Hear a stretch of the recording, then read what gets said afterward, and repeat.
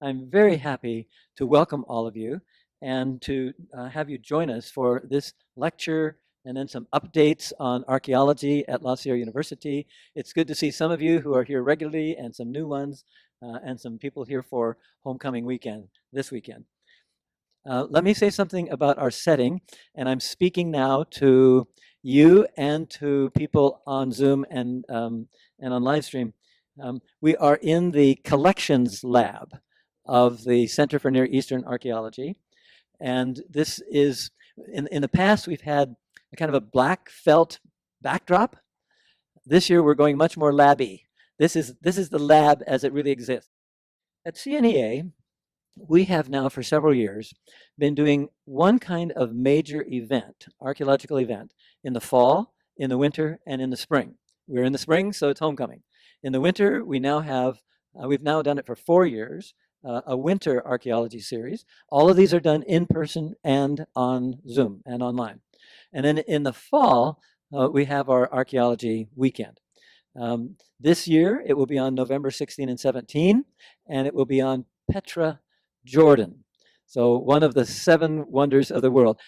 And you will enjoy either attending online or with us here. You'll see a little bit more about it in one of the slides I will present later. The Alumni Homecoming Weekend program is designed with these in-person and online audiences. It is also designed to incorporate, not every year, but regularly, illustrated presentations on artifacts belonging to the Cohen family collection, which are here, most of them are here now at CNEA, in a series that we call 1,000 Windows into the Past. You'll see why the number 1,000 in a minute. 1,000 Windows into the Past, the Cohen family collection. Several years ago, Dr. Harvey Cohen of La Mesa, California, in conversation with a few of us here at the Center for Near Eastern Archaeology, made a decision to join forces with CNEA so that his collection of more than 900, that's where this number comes from, it's a little, okay, we're rounding up with 1,000, but that's okay. Over 900 pristine Near Eastern artifacts and hoping to find a permanent home for them at La Sierra and make an ongoing contribution to CNEA and our proposed new campus museum in raising awareness of the ancient past and maintaining a platform for telling the stories behind these objects. This has been a great collaboration. We're in debt to the Cohen family, working with Harvey and his son Joe to keep this legacy alive in the service of education and enlightenment for the common good. We are proud partners with the Cohen family. The program today will proceed from a lecture presentation coming shortly. I'm going to make an introduction to some CNEA updates, to a couple of memoriam moments for people whom we've known at CNEA, been part of our team, and we want to remember them, and then to CNEA awards. Our presenter today, Dr. Kent Bramlett, is Professor of Archaeology and the History of Antiquity in the HMS Richards Divinity School and Chair of the Department of Biblical Studies and Archaeology. He's also an Associate Director and Curator of CNEA. Kent has spent summers on excavations since 1994 at Tel El-Ameri in Jordan, and has been elsewhere too, but at Tel El-Ameri, serving as a square supervisor, a field supervisor, a field archaeologist for the whole project, and co-director. He and colleagues, Friedbert Nienau, who I don't see him here, but his wife is here. Nice to, you're representing him now, right? Okay. Who is Dean of the Divinity School and CNEA Associate Director, and Monique Roddy, who is CNEA Publications Manager and Professor of History at Walla Walla University. They have joined forces. They co-direct renewed excavations at a site in central, maybe south central Jordan, Khirbet el-Balua, in ancient Moabite territory in Jordan. In addition, Kent has authored and co-authored numerous articles in professional journals. The title of the presentation, A King, a God, and a Temple, Deciphering a Sumerian Inscription from the Cohen family collection at CNEA. Let's welcome Kent.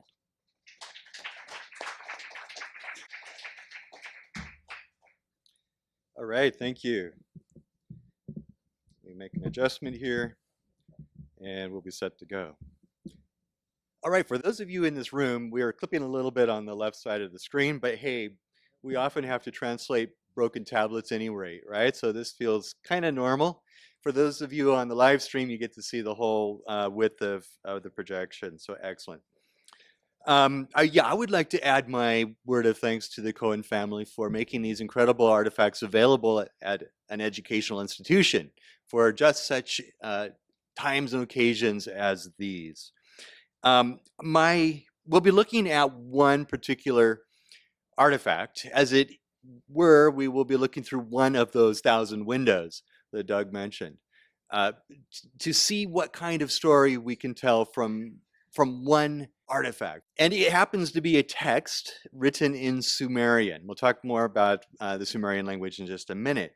But I had my introduction to some Sumerian back in my undergraduate days when I had the privilege of studying with Dr. Richard Littke, who had retired to the Walla Walla Valley. He'd done his PhD back in the 1950s at Yale University, specializing in particularly Sumerian and other ancient Near Eastern languages. His PhD project thesis was a Sumerian text. And we would sit in his front yard in 2 folding chairs because he said his house was too full to bring me inside. And we worked through this first year textbook through many different inscriptions, getting more and more complicated. One of which was a text by the same king we'll look at today. So here we are, a king, a god, and a temple. We'll sort of step through that story and uncover bits about this particular historical person. Okay, so where's the setting? Mesopotamia. There are a lot of Sumerian or Mesopotamian firsts, and I want to highlight 2 of those. One of those, of course, is the beginning of urbanism. Mesopotamia was one of the great riverine civilizations. I think Max Weber was one who coined this term, the sociologist, who noted that the largest and most developed early civilizations occurred along river valleys, and he noted 4 of these. So, with the Nile River, of course, we have ancient Egypt. Mesopotamia, along the Tigris and Euphrates, we have this sequence: Sumerians, ancient Babylonians, Assyrians. South Asia, we have the Indus River with the Indus River civilization and a whole complex of urban developments there. And then, of course, in the Yellow River Valley and later the Yangtze River in East Asia in China. These riverine civilizations didn't invent everything. We now know a lot more about the beginnings of agriculture, for example, up towards Anatolia. But they were the first to really have that population density to do what we consider to be the great inventions of urbanism. What are those? Well, you have a population density, so you specialize. Previous to that, most people were subsistence farmers, even if they're living in villages. They owned the sheep and the goats. They planted maybe some crops, but they supplied almost everything they needed for their own families, right? In an urban context, you begin to specialize. Some become specialists in metalworking. Some do the agricultural, farming and produce a surplus, which they then redistribute. Some become priests. You have the development of quite a hierarchy of religion, and the list could go on. I like to point out that pretty much everybody in a developed country now is living in an urban society. Even if you're in a small town in Montana, maybe a rancher, you are certainly benefiting from that interconnectedness and specialization of the urban revolution. The other thing that happened in Mesopotamia is the first writing system was developed. It seems like a basic concept: write down symbols to represent the written or to represent what is spoken or traditions, but it's actually fairly complicated. And we'll see that Sumerian actually is the first written language. The Egyptians start fairly soon thereafter, probably knowing what's happening in their neighboring region of Mesopotamia. You can see the tablet there in the bottom left of the screen. That's the earliest stage or phase of the pictographic writing. You can still make out pictures. That soon vanishes, and you only have these wedge-shaped impressions on clay tablets. In fact, in one of the display cases, I've written the name of Nebuchadnezzar on a clay tablet utilizing a chopstick that I sort of carved like a reed. And it worked all right. But the wedge-shaped writing soon loses that pictographic connection, unlike Egypt, where you can still recognize the birds and the peoples and so forth. This is what's called the Warka vase. It's one of the earliest such vessels that was excavated by a team working at the site of ancient Uruk. Uruk is the first largest city mentioned in the Bible as Erech. Its ancient name was Uruk, which had a sort of a residual W at the beginning, hence the Arabic name of the village there now called Warka. But what's important is it really illustrates the worldview of ancient Mesopotamians. And this is going to be very relevant to our text that we'll look at. Because, well, note the registers. You might not be able to see the details, but the bottom register, it's sort of a double register, has plants and animals. Yeah, sheep and goats, and just above the plants. The middle register has people. So we're building a hierarchy here where people fit into sort of the cosmic plan of things. The people are carrying gifts. It's some sort of procession.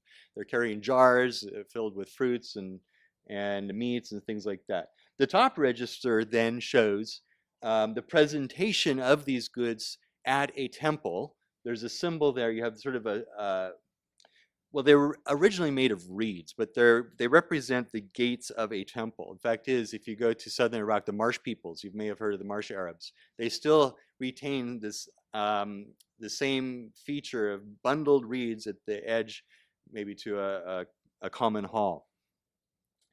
Well, Inanna in Sumerian, Ishtar in ancient Babylonian seems to be the deity represented there receiving these offerings. But what it does is portrays the cosmic plan, purpose, place in space of humans. What's the role of humans? It's to supply the gods with foods and offerings. And even the kings are represented as completely subservient, right, to the deities. Kingship is an important concept, and it is stated to have been handed down from on high. So it's kind of a divine right of kings concept. And we have various lists. There's a famous Sumerian king list well, there are fairly intact versions, and there are a bunch of various partial ones too. It talks about sort of actually the pre-flood period. These kings have incredibly long lifespans, 43,000 years, 28,000 years. But then there's this flood, and after the flood, history begins, and we have then a tabulation of various dynasties. But you have to understand sort of a concept that was held, that the official kingship only resided at one of the Mesopotamian city-states at a time. So what you have then are a lot of contemporary dynasties that are listed sequentially. It's kind of the same thing we had with the Greek Manetho putting together the history of ancient Egypt. Now there is sequentialists in here, certainly, but there are some overlaps. One such king is listed on this artifact, and this is the cone, or the dedicatory cone that we'll be reading today. And I have it sitting here on the counter. You can see between the vases of flowers is this cone from the Cohen family collection. What are these dedicatory cones? Well, they were buried in various foundations of temples, sometimes palaces, and embedded in the walls, not visible from the exterior, but they were placed there to remind perhaps the gods of who had constructed this residence for the deity. And also there was a very conscious realization that these would be found by later rebuilders of these complexes. So for example, in the Neo-Babylonian period, first millennium BC, Nebuchadnezzar and others are rebuilding old temple ruins, and they're digging down to find out who originally built it, and then they're rebuilding it on the same footprint or floor plan. So this is what we understand to be the purpose of them. They're certainly not visible. They're not structural. They're not holding things together. And so let's ask then the question: what is the format of a royal inscription? This will be a fairly simple one. We have lines going across, and on this particular one, there are 8 lines wrapping around the cone, and there are 2 extensions, so sort of a second, what would be a column if it were laid out. So 10 lines altogether. There's a particular grammatical order that the information is presented in. First, you'll have the datival phrase. This allows the writer to front the person or the deity for whom the construction is built, a temple perhaps. The king isn't listing himself, the great king of, in this case, Lagash, built this. No, he puts the deity first. Think back to the hierarchy of being, right? This is what really is important. So we have the datival phrase with the benefactive, that's one of the deities. Then we have a section that introduces the agent, that is the doer of the project. This is usually a king or a regional governor. This will be followed by a section identifying the patient. Speaking grammatically, that would be what or who, the thing that is built or done, the recipient of the verbal action. And finally, then there's a verb chain, which is fairly complex in Sumerian with prefixes and various suffixes around the root. So we'll talk about the Sumerian verbal system briefly here before we jump in on the next screen to the actual translation. But Sumerian, you have to know, is a difficult language. It's a language isolate. That means there are no known modern or ancient related languages existing. It would be in a family of languages unrelated to anything else of its own. Indo-European languages it's a very large family. So if you learn some German, you can see similarities in English, or among the different branches, Germanic and the Romance languages, right? And even Sanskrit of India is part of that language family. The Semitic languages are related, Hebrew and Arabic, right? And Babylonian, but Sumerian has no connections. Well, people speculate. They've tried about everything you can imagine, from Dravidian in southern India to ancient Chinese. Actually, I have to say my teacher Licky was interested in that possibility, but nothing has been proven. So we don't get helps in understanding the structure from looking at related languages. That's the main thing. Okay, so being a language isolate, we can surprisingly read it relatively well because the Babylonians learned Sumerian, and they had all these student helps. Their scribes had to learn this language as well because it was the sacred religious language down into the first millennium BC.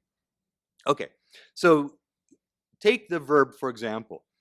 There are a whole number of prefixes and suffixes that can be attached to the main verbal root. So first there's a modal prefix. By the way, it's not written if the verb is indicative, a statement of fact. So we don't find that a lot of times. We won't see that on this cone. Then there's a conjugation prefix in place number 2, mu, in standard verbs. There's a huge debate about what that is, and most Sumerologists just ignore it because it doesn't really make a difference. Number 3 position is held by dimensional prefixes called. It cross-references the dative connection with the verb. Sometimes that will be na, as in our case. Then place number 4 is held by a personal affix, which cross-references the agent or the doer of the verbal action.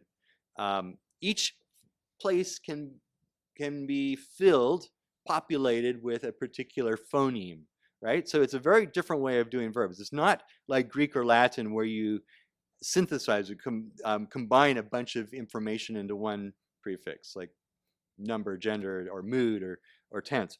No, each one is different. It's what we call an agglutinative language. There are these big categories of languages. And then finally you get to the verbal root, and it's often a one-syllable element in Sumerian. And finally there are the personal affixes that cross-reference the patient or the recipient of the action of the verb. So you can see it's a whole different way of thinking about verb, and that's just the beginning of the grammar.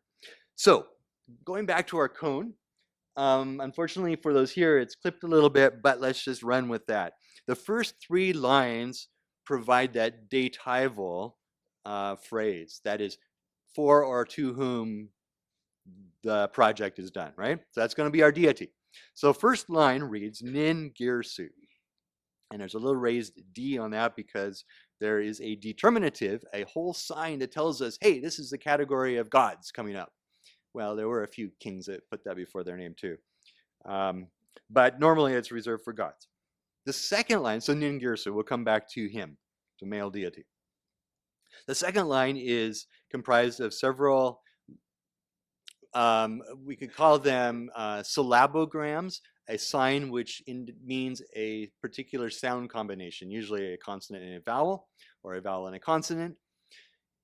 And also there's at least one logogram. That's a sign that means a whole word. Like the original pictographic writing was logographic. And then it was clarified with a number of sound elements. Okay, so the second line reads Ursag Kalaga, which means strong warrior. Then we have the third line that has the name of Enlil, one of the primary gods of ancient Mesopotamia, with some suffixes la, ra. And that's written in such a way, really just to get across the R element, which tells us this is a dative marker. Now, the dative marker will tell us that it means of or for, whatever the entire sentence is, not just the preceding word. So it's for Ningirsu, the strong warrior of Enlil. Well, here we have some fairly nice bas-reliefs from much later, from the Neo-Assyrian city. It's called Nimrud, ancient Kala or Kalhu in Assyrian. That represents basically Ningirsu. I say basically because he is sort of assimilated into Ninurta. It was probably the name they used for him then. But initially, Ningirsu is the tutelary god of Girsu, the city which we'll get to in a little bit. So what's a tutelary deity? Well, it's the protector deity for a particular site, a city. And his function initially was agricultural. He produced the waters for the river that would flood the canals and make agriculture possible. Sort of the god of plow and plowing. He also becomes associated with war a little bit later. Here's a larger panel showing him with another figure, which is named Anzu. And in later stories, Anzu seems to represent sort of this weather god component. For example, the lion face on this eagle-bodied creature. The lion face is usually thought to represent the roar of a lion, like the roar of thunder, right? So there's symbology going on here. In this later story, by the way, there's a big collection of works, the Library of Nineveh, as we call it, from Ashurbanipal's time in the 7th century, that we read in a Mesopotamia class. So we go through about 10 of these works of ancient literature. We read the story of Anzu, and Anzu becomes kind of a bad guy by that time. You know, no character stays the same over millennia, right? Even our Santa Claus has changed quite a bit from the mid-1800s. So can you imagine how these things change? So Anzu becomes a bit of a bad guy. He steals the Tablet of Destinies.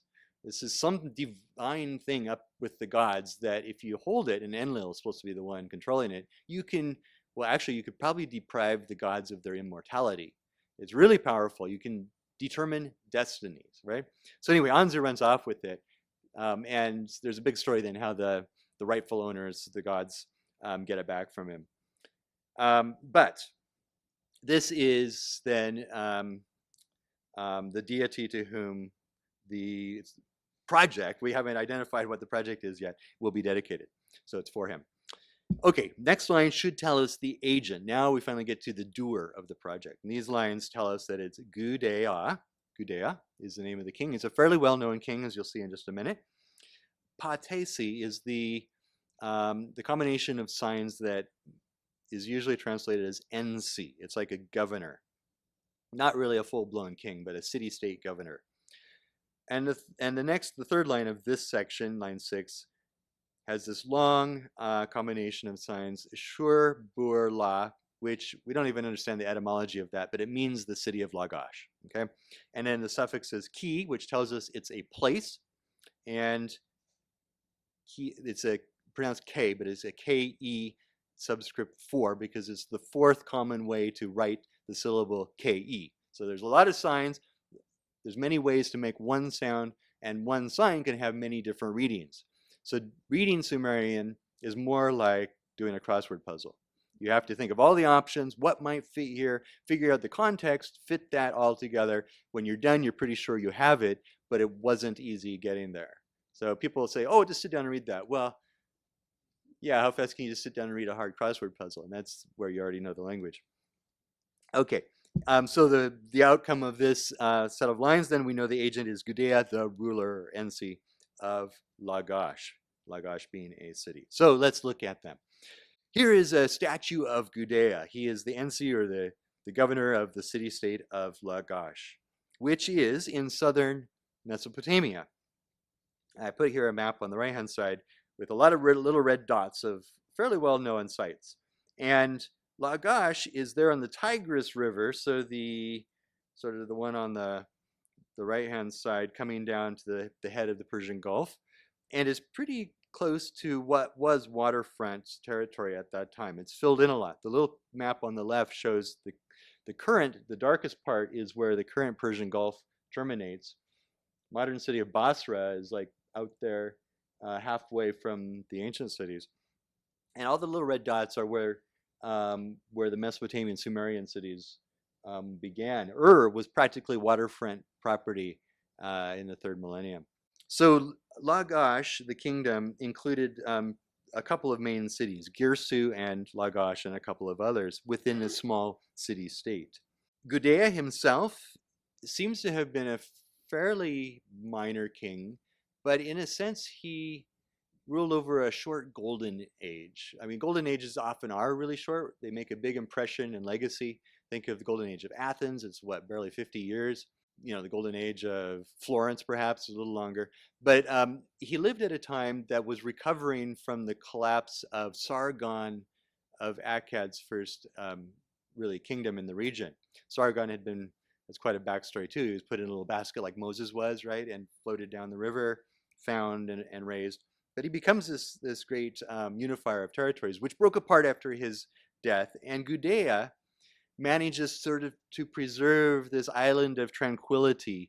The Guteans are coming in from across the Tigris River, the mountains, the Zagros Mountains. And he's known, and look at him here. He's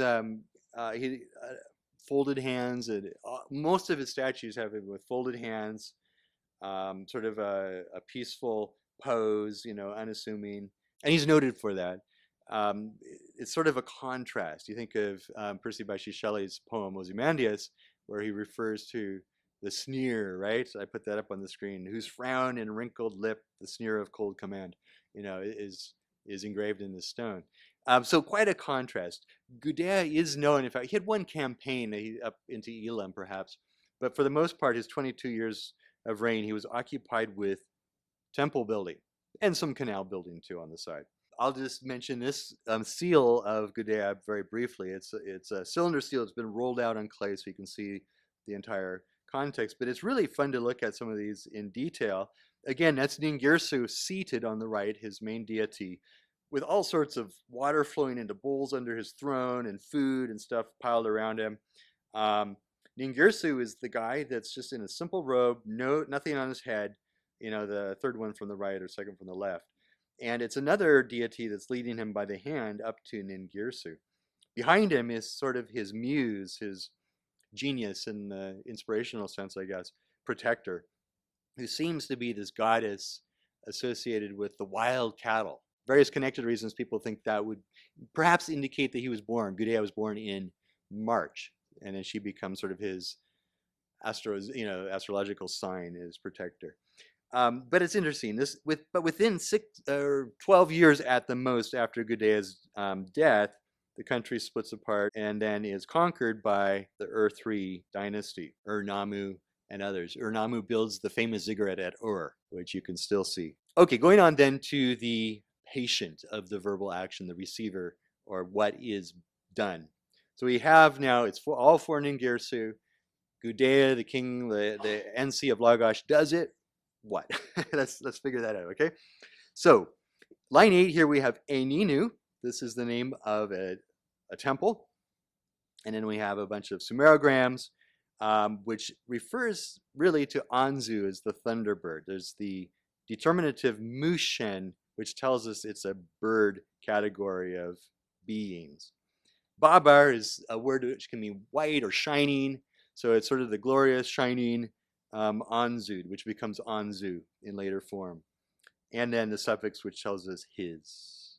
So his temple somehow associated with Anzu.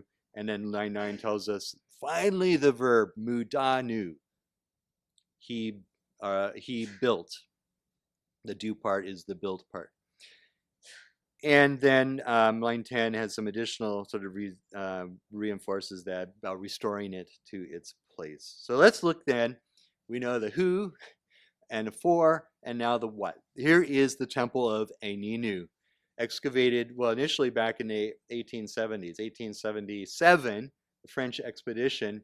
You know, this all starts with diplomats, English diplomats, French diplomats. They're stationed somewhere, and then they began becoming interested in the antiquities. So in this case, we had Ernest de Sarzec, and he was an attaché of the French representative for the Ottoman Empire, stationed to Basra, and lo and behold, he becomes interested in the ruins, and really is the first to excavate the early Sumerian culture. Look at the Gudea room there at the Louvre on the left-hand side. There's 27, I think, statues of Gudea that have been identified. Most of them without the head, because that's one way of killing the power of the former rulers. You can knock their head off their statue, poke their eyes out perhaps, and of the statues, and eliminate any residual power. So de Sarzec brought back, I think initially he found about a dozen of these statues, and most of them are in the Louvre in this particular room. So if we ask how does the Eninu temple fit into the building program, we have to look at both Girsu and Lagash. Girsu, modern, or the site of Tello, has the Eninu temple, and I showed you the picture previously of its foundations. And at Lagash, the site of El Hiba, we have additional temples, at least 3, maybe even more. The temple plans, though, are considered to be sacred, handed down from the divinity. And you can see here, this is one of those statues in the Louvre showing Gudea minus the head, but he's got his folded hands, and he's holding a plan of a temple. And if you look closely on the right-hand side there, the close-up, you can see actually the floor plan. It's an outline of the layout of a temple. This is the Eninu temple, actually. And there is the very strong belief that the plan and the instructions on how to build it are handed down from the deity. So this is very reminiscent, right, of the tabernacle plans given to Moses, or the temple in Jerusalem, whose plans are given to Solomon. And in fact, it even instructs and indicates where the materials should come from. And we have a wide range of materials being brought in even from the Mediterranean coast across overland into southern Mesopotamia, and from the Persian Gulf. Modern Bahrain area and other regions are named. Some of this information comes from these very large, well, the cylinders aren't that big, but they're the longest texts we have in Sumerian. And de Sarzec found these on the first year of his archaeological project in 1877. Talk about beginning very well. The longest inscriptions. They were found in a drain. He found them in a drain where they had fallen, probably the destruction of the city. And they tell a lot of things, very mythologically told, the divine council and Ningirsu and all of the language. But they talk about Gudea being commanded by Ningirsu to build his temple and being given the plans and how to build it. Okay, back to then the site of Girsu. This is what remains today of the temple. We're looking at one particular section there with the mud brick walls. Most of the mud brick was excavated out and is no longer there. At that time, they didn't recognize unfired mud brick. They just thought it was dirt. Yeah. The fired bricks they recognize, they're more durable, so that's what we have here, basically the foundations. Oh, the little hill in the background is just the dump.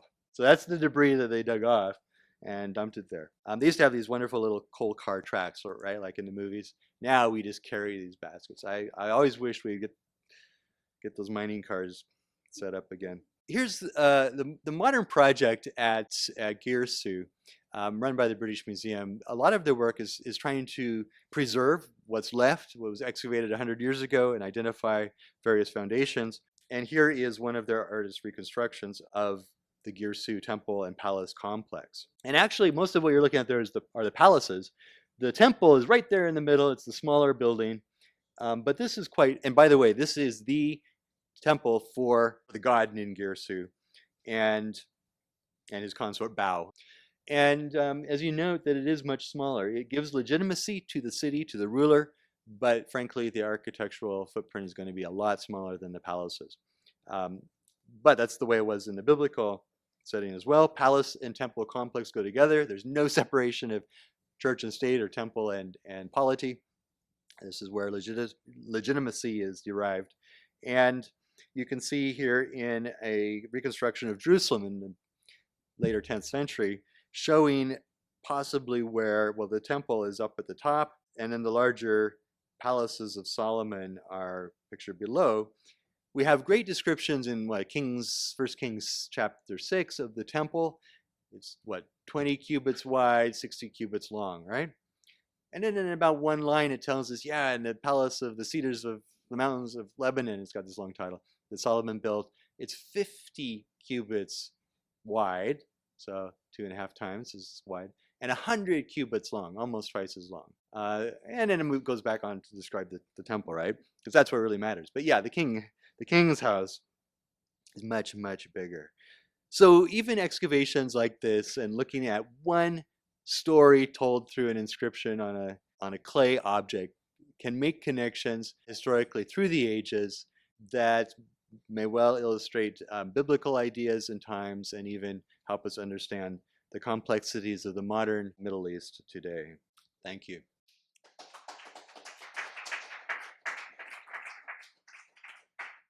We will take some questions now from... We've got a microphone floating somewhere. We'll be doing questions both in the audience here and online. Is that a screw or a nail or what? Okay, so the question is this a screw or a nail? I call them dedicatory cones. That's one of the terms. Some will call them foundation nails. I mean, they're kind of shaped with a rounded top, like you might hammer it in, but really they're just a traditional object that would be buried. So it doesn't function like a nail. They could be, it's clay. It's ceramic, it's clay. So they could, in a sense, be stuck into a wall, like you might think of a nail, just shoved into the wet mortar before it dries, and then plastered over. So the end that would be out doesn't have any text on it anyway, and then the whole thing would be covered up, because it's not for the present, it's for the gods and for the future rebuilders. You know, the plan is sacred, so if someone does remodel a temple, they want to go back and find the original plan so they don't do it wrong, so they have the efficacy of that, of the residence of the deity still functioning properly. If you build it wrong, it might not work. Oh, really quick. Yeah. The story of this king or this temple Mm-hmm. has any line within the story in the Bible at all for contemporary to anything? Yeah, what's it contemporary to? Well, it's, I mean, okay, the plan for in this time period is really when the straight axis temple plan is adopted widely. So before that, there were often bent axis. You go in, you turn, and whatever. But the straight axis temple plan is what is known from the Bible, the Temple of Solomon in Jerusalem, and pretty much all temples across the Middle East after this time. So there's a very wide concept that this is how we build temples, right? As far as connections with the Bible, this is before the time of Abraham. And so we could look to other things going on. The pyramids of Egypt have been built already, but it doesn't have direct connections with individuals in the Bible, no. Okay, going to the back of the room, we've got a question or comment. You mentioned the discovery of cylinders. This must be a fairly common practice, making these cylinders with pronouncements and things on them, like the Cyrus cylinder. Is that this started back during this time? Yeah, this seems to be a really early, maybe looking back, we call it prototype, but an early example of trying to put a longer text on a massive clay object. And I don't know of many of those round cylinders like that. But yeah, by the time we get down a little later, we do have, they have flattened sides. It's easier to write on then, like the Cyrus cylinder. So the tradition does seem to continue, but they're not, it's not a really common artifact to find. I missed the first part. So is this a cuneiform script? Yes, so Okay. they're all cuneiform at this time. And that is, like you said, it's a script. That's the proper terminology. Right. That script can be used for different languages. So the Sumerians invented it and used it for their language, we call Sumerian, but it was then adopted as the Akkadian or ancient Semitic peoples began to settle down, sedentarize, and needed a language, a way to preserve, well, to write proclamations really, right, and records. So they adopted that for Old Babylonian, for Assyrian. And the Hittites, speaking an Indo-European language, utilized it up in what's now Turkey. A version of it was adopted by the Canaanites along the coast of Syria at Ugarit. And we have, well, Elamite is written in it. That's a completely a different language family. So it could be used for many different languages, even language families, but is really, it works the best probably for Sumerian. When you move a script into other language families, you can run into difficulties. And it's not alphabetic, so you're dealing with other baggage that goes along with that script. The transition from the cuneiform script to the lettering that you see. And when you learn the language, do you learn the script or the Yeah. cuneiform or both? So when was the transition made? Maybe that's, I could start there. There isn't really a full transition from this complex logographic way of writing, hieroglyphic way of writing. In the centers that they use it, the Sumerians, later the Akkadians, continued to use this until Roman, well, after the time of Christ. Then it dies out. At Ugarit, I mentioned on the coast, they did invent then a simplified, they used about 30 symbols to represent their alphabetic sounds of their language. But that died out when the city, at the end of the Bronze Age. Most of these complex writing systems died out then. Probably the guilds of priests, so linear A, linear B in the Aegean region, old hieroglyphic Cypriot scripts and so forth. The real transition seems to have occurred coming out of Egyptian hieroglyphic writing, but not by Egyptians themselves, by the people that worked with them as slaves in the mines. And they began taking a picture of like a house, pair in Egyptian, and saying, okay, we know what that meant to the Egyptians, we'll use it for our language, which is Semitic, like Hebrew, bayit, right, house. And then they moved a major step forward by taking what's called the acrophonic principle, which is simply to take the first sound of that word represented by the picture. So bayit, house, starts with a B, so that became our letter B. Aleph, an ox head, became the A, and we still have the horns of the A. If we turn it upside down, that's our legs of our capital A are the horns of the ox. And so they only needed 20-some, 30 or so different symbols, and that was the giant leap forward. And then the Phoenicians began using it widely. The Greeks borrowed it from the Phoenicians, trading in the Mediterranean. You need something quick and easy if you're a merchant. You don't care about this old tribal tradition of learning 400 to 600 signs.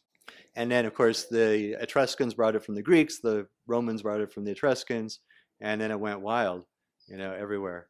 St. Cyril took it up to, Eastern European countries, Cyrillic alphabet. The Mediterranean version went east, became Palmyrene and script, and then that went to, eventually it went to India, becoming the Sanskrit, the Devanagari script, and then Buddhist missionaries took it further east, becoming Thai and Lao and those East Asian scripts. So wherever you have a true alphabet, not the complex like Chinese pictographic writing or Mesoamerican Mayan writing, but where you have a true alphabet, it's pretty much been invented once in the world. A couple of times where they reinvented it, they knew what they were doing, like Sequoia with the Cherokee alphabet. He was modeling it on the English version, not just taking a genetic descent of our letters. Same with the Korean alphabet. Are there any parts of languages in the world that still use parts of the Sumerian language? Oh, wow. No. There's No? no elements that I know of are used today. Gone. It's gone. Okay, thank you, Ken.